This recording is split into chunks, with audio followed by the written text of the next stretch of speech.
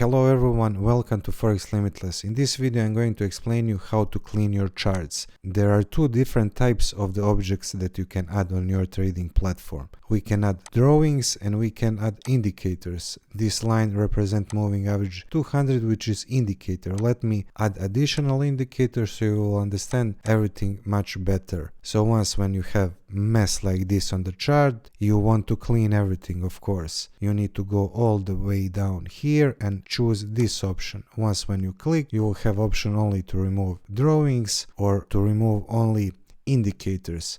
At the end, you have option to remove everything. If we will click only on remove drawings, we will delete just drawings from the charts. Let's go back. If we click on remove indicators, we will just remove indicators. Let's go back again.